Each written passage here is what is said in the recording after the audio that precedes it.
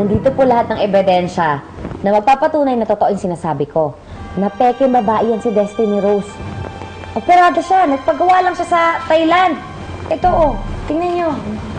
Miss Jasmine, sa aking opinyon, di naman po siguro masama kung nagpa-opera si Destiny Rose at dati siyang bakla. Karapatan naman po niya yon. Ay, hindi mo pala nakukuha yung point ko. Syunga-syunga ka naman pala eh.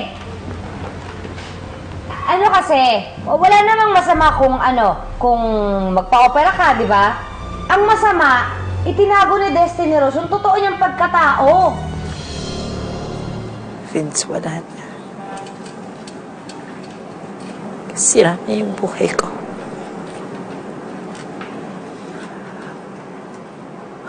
Wala na akong mukhang iharap sa lahat ng tao.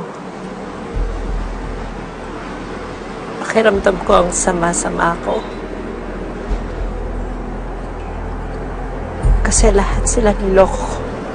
Pero base ko kasi sa ginawa naming research, Miss Jasmine, napag-alaman po namin na yung tinutukoy niyo palang si Lito Vergara Jr. o mas kilala niyo sa pangalang Joey, pinsan niyo pala.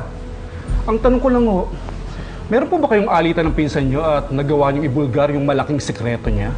Alam nyo, wala kayong pakialam sa relasyon ko sa pinsan ko. Dapat nga, magpasalamat kayo sa akin eh. Diba? Kasi nalaman nyo yung totoo. Dapat kasi malaman nyo yung totoo. At yung mga taong naniniwala sa kanya, sa mga kwento niyang walang kwenta, dapat magpasalamat kayo sa akin. Dapat malaman ng buong Pilipinas, ng buong universe, ang kalokohan ng baklang yan. Sa tulong nyo. Alam nyo sa akin kasi, walang pamilya. Kapag may kasalanan ka, dapat parusahan ka. Diba, Nay? Mali kasi yun eh. Oo naman.